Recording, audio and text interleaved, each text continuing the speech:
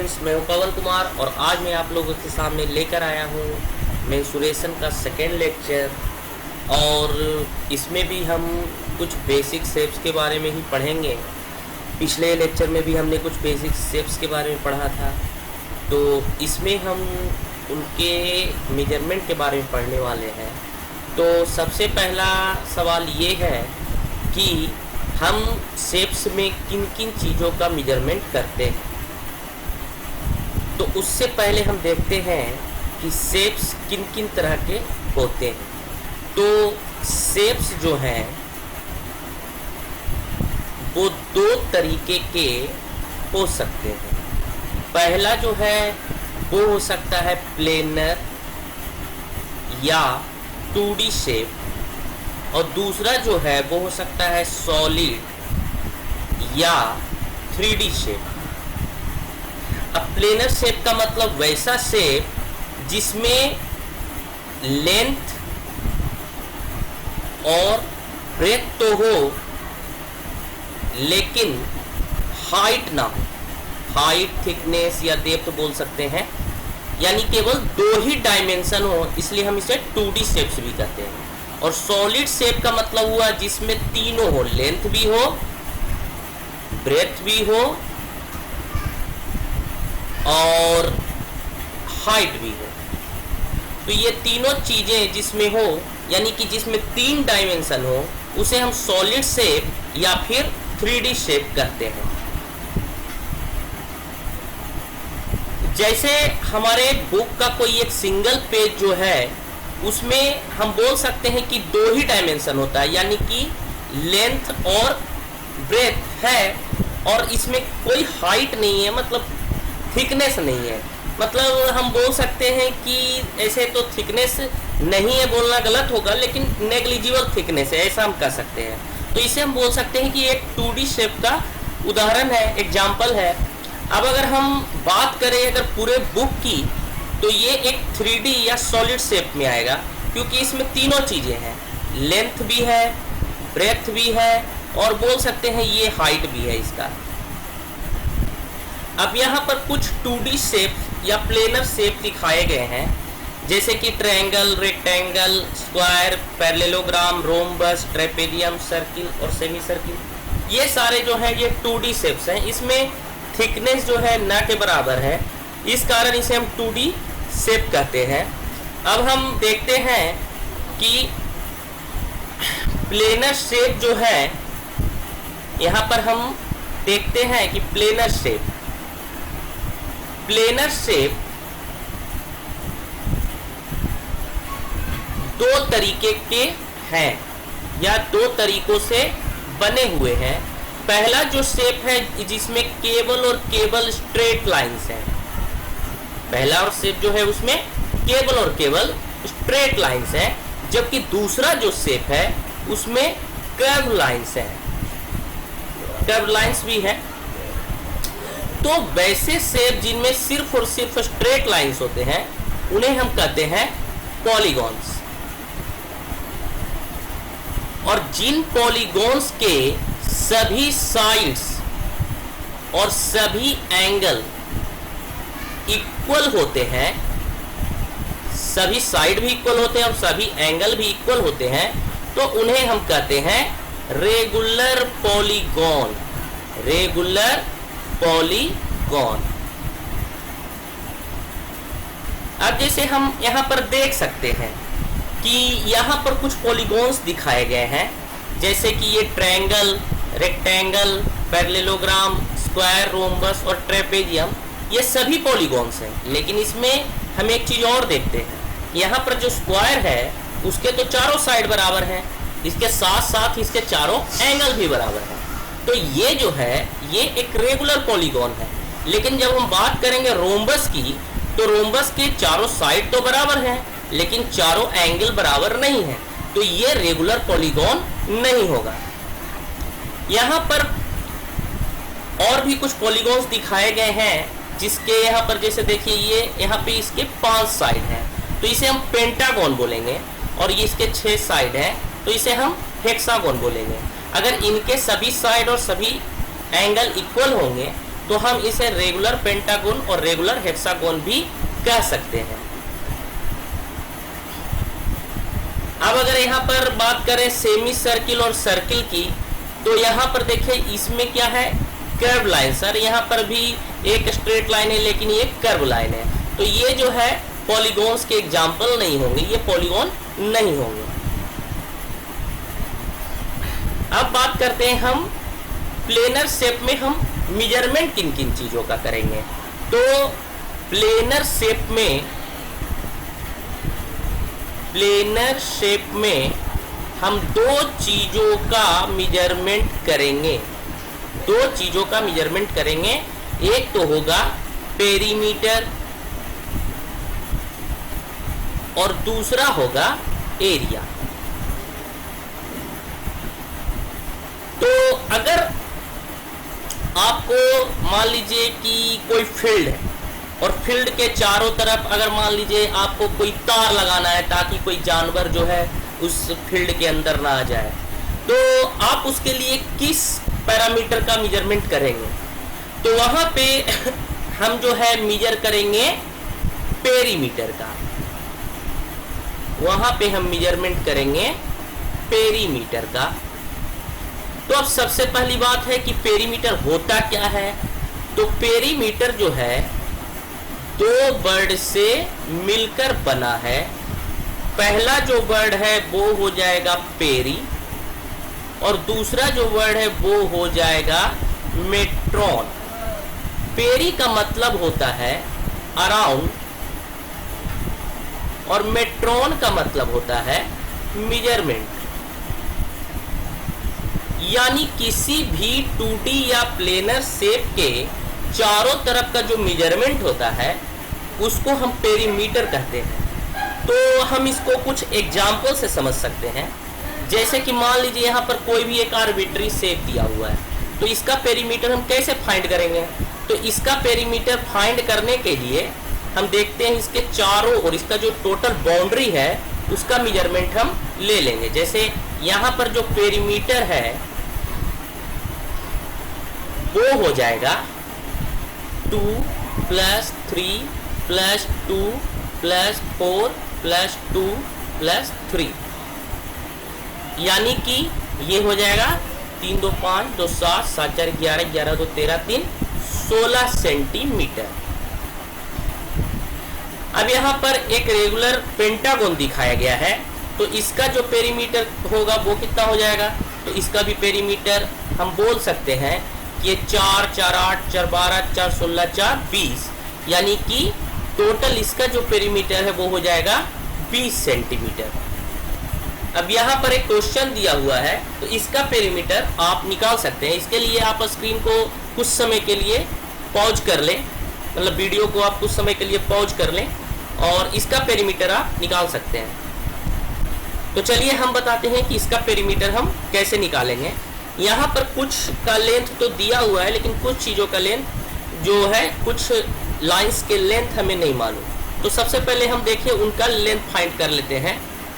तो जैसे यहाँ पर देखिए ये दिया हुआ है 2 सेंटीमीटर और ये दिया हुआ है 6 सेंटीमीटर, तो इसका लेंथ हो जाएगा 4 सेंटीमीटर। और यहाँ पर ये है 3 सेंटीमीटर, यहाँ पर ये है 2 सेंटीमीटर, तो ये भी लेंथ हो जाएगा 3 + 2 यानी कि 5 सेंटीमीटर। तो इसका पेरीमीटर टोटल कितना हो जाएगा? तो इसका पेरीमीटर हो जाएगा 5 + 2 7 7 3 10 10 4 14 14 2 16 6 22 यानी 22 सेंटीमीटर। अब हमें एक ट्रायंगल दिया हुआ है यहाँ पे, उसका पेरीमीटर फाइंड करेंगे। तो इसका पेरीमीटर सिंपली बोल सकते हैं, पेरीमीटर जो है ट्रायंगल का वो हो जाएगा A + B + C। एक फॉर्मूले में हमें इसके आधे पेरीमीटर की जरूरत होती है, तो उसको हम कहते हैं सेमी पैरामीटर, सेमी पेरीमीटर। तो सेमी पेरीमीटर को हम इसके पहले लेटर S से डिनोट कर देते हैं। सेमी का मतलब आधा होता है, तो यहाँ पे हो जाएगा ये A + B + C/2। अब चलिए हम कुछ बेसिक फॉर्मूले जो हम पढ़ते हैं, जिन्हें बच्चे रट लेते हैं, हम उन फॉर्मूलों को देखते हैं, हम समझते हैं। तो यहाँ पर जैसे पैरेललोग्राम है, तो पैरेललोग्राम का पेरीमीटर हम कैसे निकालेंगे? तो पेरीमीटर ऑफ पैरेललोग्राम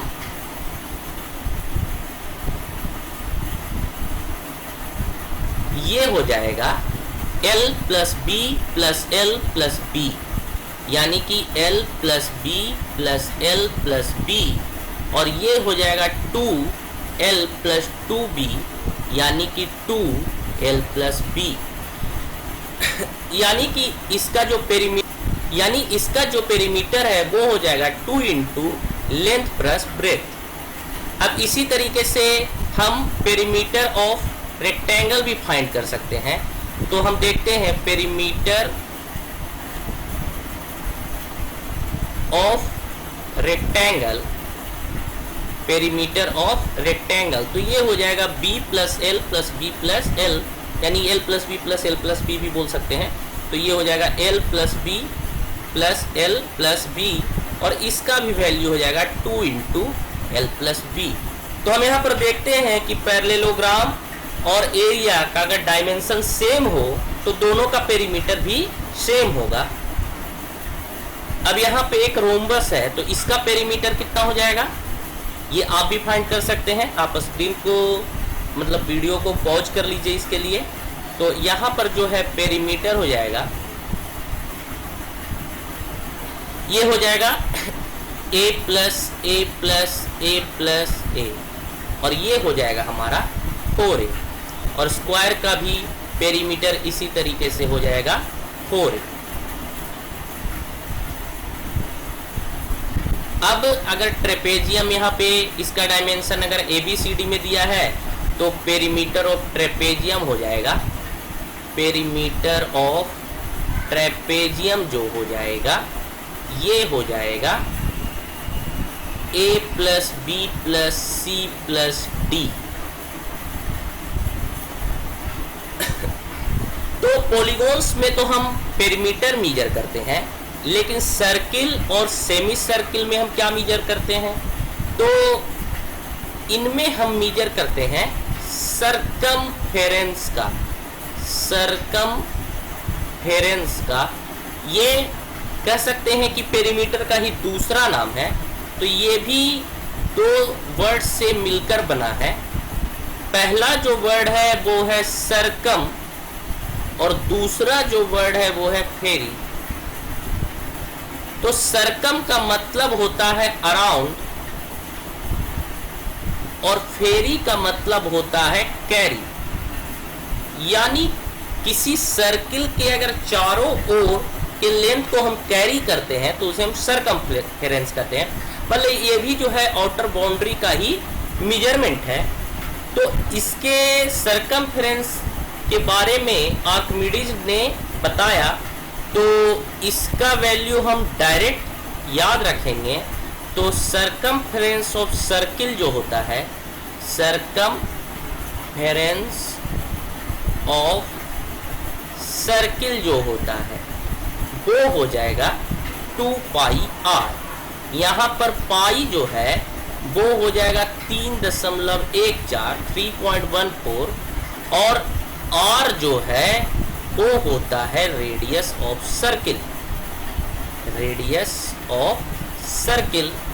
तो रेडियस ऑफ सर्किल का मतलब जो सर्किल का सेंटर होता है उससे जो आउटर बाउंड्री है उसके डिस्टेंस को हम रेडियस कहते हैं। अब अगर बात करें हम सेमी सर्किल की, तो सेमी सर्किल का पेरीमीटर कितना होगा? तो उसके पहले हम ये देखते हैं कि इसका जो आउटर बाउंड्री है सर्किल का, इसका पेरीमीटर है ये टोटल है 2 पाई आर, यानी इसका आधा, यानी ये वाला जो लेंथ है ये भी हो जाएगा इसका आधा, यानी कि 2 पाई आर डिवाइडेड बाई 2, यानी कि पाई आर। तो क्या इसका पेरीमीटर पाई आर होगा? नहीं, क्योंकि अभी तक हमने ये वाला लेंथ नहीं लिया है, क्योंकि हमें पूरा का पूरा आउटर बाउंड्री चाहिए। तो ये लेंथ कितना होगा? तो इसके बीच में कहीं पर सेंटर होगा, तो ये अगर रेडियस है तो ये भी रेडियस होगा, तो ये जो लेंथ हो गया वो हो गया 2r। तो हम बोल सकते हैं कि सरकमफेरेंस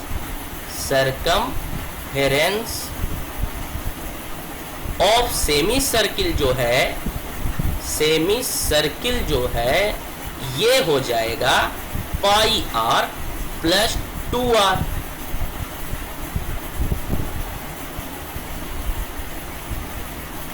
अब अगर हम किसी वॉल को पेंट करना चाहते हैं तो फिर हम किस पैरामीटर का मेजरमेंट करेंगे? तो उसके लिए हम मेजरमेंट करते हैं एरिया का। उसके लिए हम मेजर करते हैं एरिया। तो एरिया क्या होता है? तो एरिया जो है वो स्पेस कवर्ड, जितना स्पेस कवर्ड किया जाता है बाई एक प्लेनर शेप,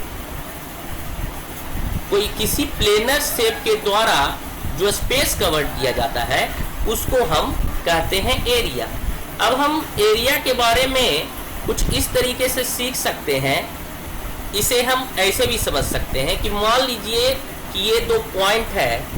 अब अगर इन दोनों पॉइंट को हम मल्टीप्लाई बाई 2 कर देंगे, मल्टीप्लाई बाई 2, तो मल्टीप्लाई बाई 2 का मतलब क्या होता है कि ये 2 इंटू 2 यानी 4, यानी इस तरह के पॉइंट 2 बार आने चाहिए। मतलब यही जो पॉइंट है ये पहले एक बार आएगा, यानी यही वाला जो पॉइंट है ये पहले एक बार आएगा और एक बार ये, और यानी कि टोटल 2 बार ये पॉइंट आ जाएंगे। तो ये जो पॉइंट है 4 बार आ गए। अब हम देख सकते हैं 4 बार आने का मतलब क्या हो गया कि ये जो पॉइंट है ये एक स्पेस कवर कर रहे हैं। यहाँ पर हम देख सकते हैं कि ये जो है ये वाला स्पेस ये कवर कर रहे हैं। तो इस तरीके से ये हमें एरिया दे रहा है। उसी तरीके से अगर हम दो लाइंस को आपस में मल्टीप्लाई कर देंगे, मतलब इस लाइन को अगर इस लाइन से मल्टीप्लाई करते हैं तो हमें ये टोटल एरिया देते हैं। यानी ये इस तरीके से हम सोच सकते हैं ये जो लाइन है इस पे भी बहुत सारे पॉइंट्स हैं, तो इन पॉइंट्स को अगर हम इस लाइन से मल्टीप्लाई करेंगे, यानी इन पॉइंट से मल्टीप्लाई करेंगे, तो ये जो पॉइंट्स हैं वो हर जगह आ जाएंगे। मतलब इस तरीके से ये हर जगह आ जाएंगे और हमें एरिया मिलेगा। अब हम रेक्टेंगल का एरिया फाइंड करेंगे, जो कि जैसे ऊपर तो हम फाइंड कर ही चुके हैं इसको, फिर भी एक बार लिख लेते हैं। एरिया ऑफ रेक्टेंगल, और ये हो जाएगा L क्रॉस B। अब अगर इस रेक्टेंगल को ही थोड़ा टिल्ट कर देते हैं, टिल्ट कर दे मतलब इसको हम थोड़ा सा इस तरीके से कर दे, तो हमें उतना ही पेंट खर्च करना पड़ेगा, या कहिए उतने ही पॉइंट्स इस एरिया में आएंगे।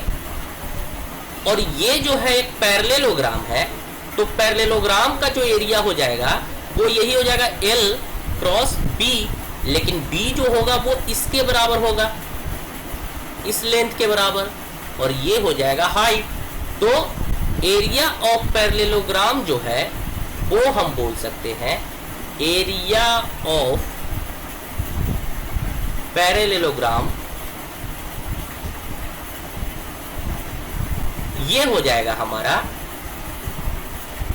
L इंटू H, जिसे हम फॉर्मूले के रूप में बोलते हैं बेस इंटू हाइट। अब हम ट्रायंगल का एरिया फाइंड करेंगे। इसके लिए इसी के जैसा एक दूसरा ट्रायंगल अपोजिट डायरेक्शन में लेते हैं और इसको हम इसी के साथ कांटेक्ट में लगा देते हैं। तो इस तरीके से ये हमारा एक पैरेललोग्राम ही बन गया है, और इस पैरेललोग्राम का एरिया जो होगा उसी तरीके से हम फाइंड कर सकते हैं। तो यहाँ पर एरिया ऑफ ट्रायंगल जो हो जाएगा वो पैरेललोग्राम के एरिया का हाफ हो जाएगा। तो अगर इसका लेंथ अगर हम बोल दें कि b है, तो यहाँ पर एरिया ऑफ ट्रायंगल जो हो जाएगा वो पूरे पैरेललोग्राम का, जो पैरेललोग्राम का एरिया यहाँ पर क्या हो जाएगा, b इंटू एच। तो इस ट्रायंगल का जो एरिया हो जाएगा ये हो जाएगा पैरेललोग्राम के एरिया का आधा, यानी half into b into H. और ये ट्रायंगल के एरिया का एक फॉर्मूला हुआ। अब अगर हम बात करें इक्विलैटरल ट्रायंगल के, तो इक्विलैटरल ट्रायंगल का जो हाइट होता है ये होता है √3/2a, √3/2a। अगर a इसका साइड हो तो इसका भी एरिया हम फाइंड कर सकते हैं। Area of equilateral triangle, area of equilateral triangle हम बोल सकते हैं, ये हो जाएगा 1/2 इंटू बेस, बेस तो यहाँ पर a हो गया, इंटू हाइट √3/2a, और ये हो जाएगा √3/4 इंटू a स्क्वायर, यानी कि जो फॉर्मूला बन जाता है ये हो जाएगा √3/4 इंटू साइड स्क्वायर।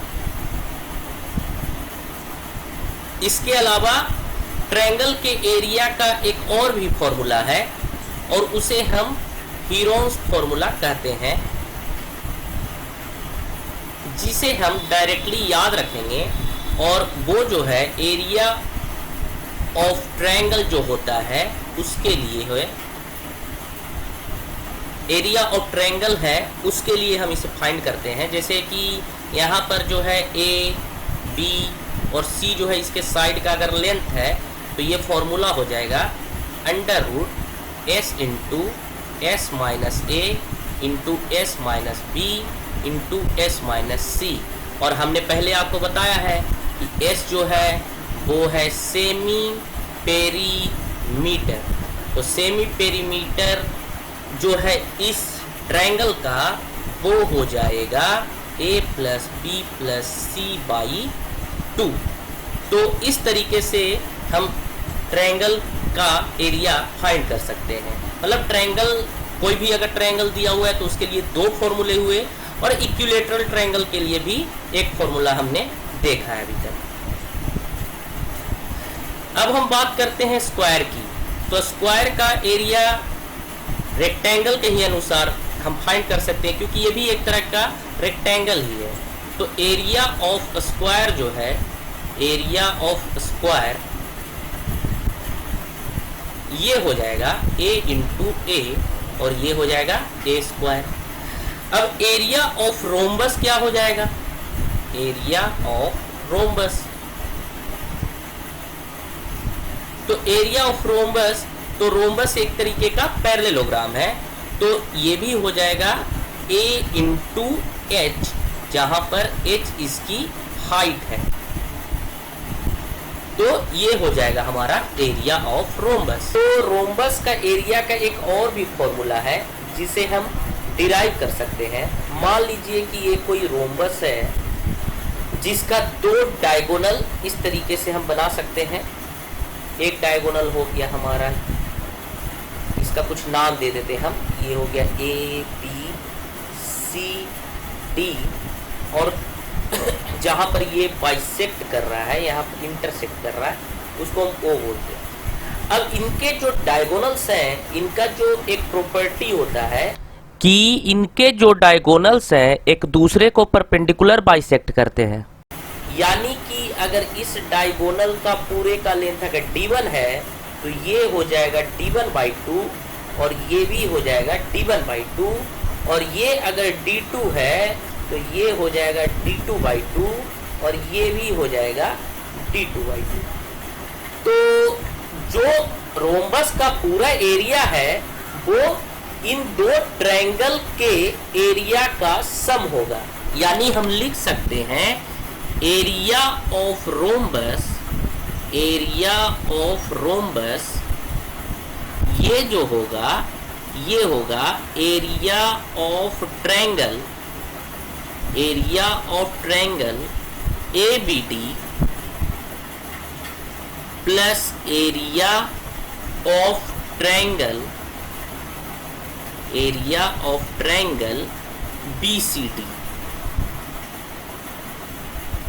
यानी कि एरिया ऑफ रोम्बस जो होगा, एरिया ऑफ रोम्बस जो होगा वो हो जाएगा 1/2 इंटू इस ट्रायंगल का जो बेस हो गया वो हो गया BD, और इस ट्रायंगल का भी बेस BD ही है, लेकिन इसका हाइट, इस वाले ट्रायंगल का हाइट OA है और इस वाले ट्रायंगल का हाइट OC है। यानी 1/2 इंटू BD इंटू OA, ये हो गया हमारा ABD का area, plus 1/2 into BD into OC।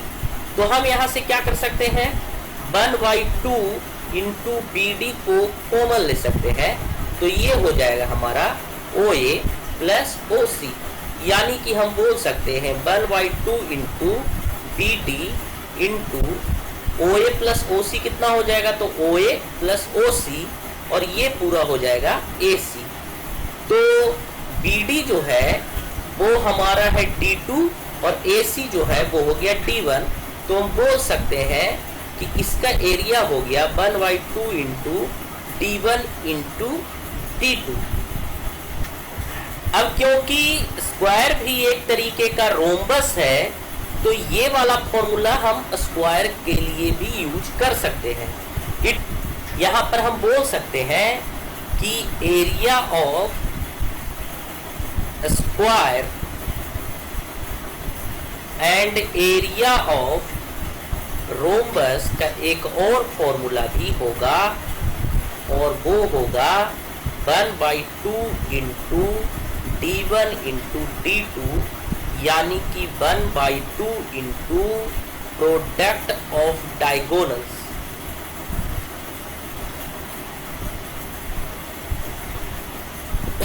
अब हम यहाँ पे ट्रेपेजियम का एरिया फाइंड करेंगे। तो सबसे पहले हम इसका कुछ नाम दे देते हैं। इसका नाम मान लीजिए A, ये B, ये C और ये D है, और मान लीजिए हम यहाँ से एक परपेंडिकुलर ड्रॉप कर देते हैं, यहाँ से भी एक परपेंडिकुलर ड्रॉप कर देते हैं, और ये मान लीजिए H है तो ये भी H ही होगा। इसका नाम हम दे देते हैं E और इसका नाम दे देते हैं F। तो एरिया ऑफ ट्रेपेजियम जो है वो इस ट्रायंगल का एरिया, इस रेक्टेंगल का एरिया और इस ट्रायंगल के एरिया के सम के बराबर होगा। तो एरिया ऑफ ट्रेपेजियम हम कह सकते हैं कि हो जाएगा 1/2 into DE into AE, DE into AE, और प्लस ये हमारा रेक्टेंगल है तो हम बोल सकते हैं EF into AE, EF into AE, और यहाँ से हम बोल सकते हैं 1/2 इंटू FC इंटू FB। तो हम क्या करेंगे, अगर हम कुछ कॉमन लेना चाह रहे हैं, जैसे 1/2 इंटू A, तो यहाँ पे 1/2 है नहीं, तो हम इसके लिए क्या करते हैं 1/2 से डिवाइड और 1/2 से और 2 से मल्टीप्लाई कर देते हैं। तो अब हम यहाँ से 1/2 कॉमन ले सकते हैं, तो 1/2 इंटू AE अगर कॉमन ले लेते हैं तो यहाँ पर हमें मिल जाएगा DE प्लस 1/2 AE, तो यहाँ पर हम बोल सकते हैं 2 इंटू EF प्लस, और यहाँ पर जो FB है ये AE के ही बराबर होगा, तो ये तो कॉमन आ गया। अब यहाँ से बच जाएगा हमारा FC, तो ये बराबर होगा 1/2 into AE DE plus EF plus FC को हम एक जगह लिख सकते हैं। DE plus EF plus FC को एक जगह लिख देंगे। यहाँ पर जो एक EF बचा हुआ है इसको हम AB के बराबर लिख सकते हैं। तो ये हो जाएगा हमारा 1/2 into AE into DE plus EF plus FC को हम बोल सकते हैं DC और इसको हम बोल सकते हैं AB। तो DC और AB जो है वो दो पैरेलल लाइंस है और AE जो है वो इस ट्रेपेजियम का हाइट है। तो फॉर्मूला यह बन जाता है कि एरिया ऑफ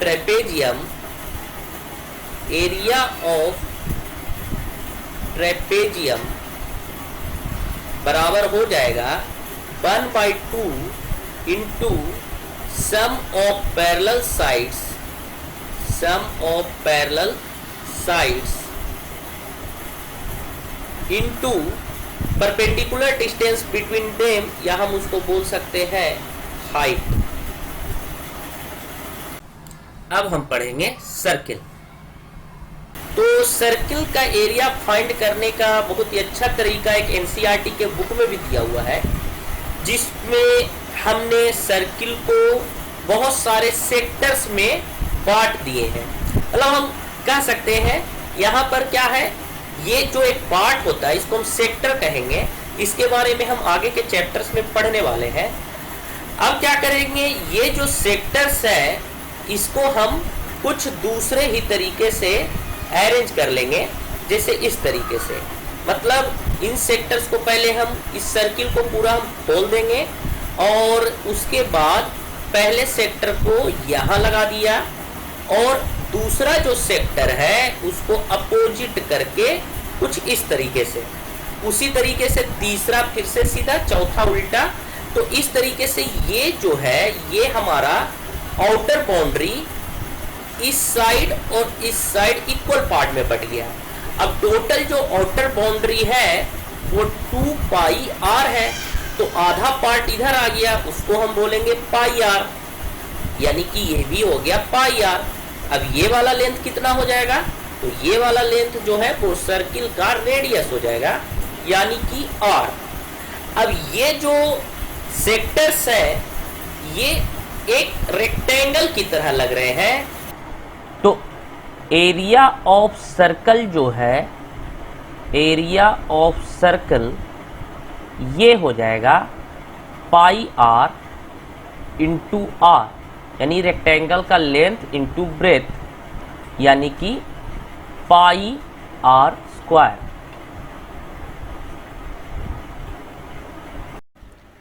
तो आज हम यहीं तक पढ़ेंगे। अगले लेक्चर में 3D शेप्स का मेजरमेंट हम कैसे करेंगे, किन किन चीज़ों का मेजरमेंट करेंगे, उसके बारे में पढ़ेंगे।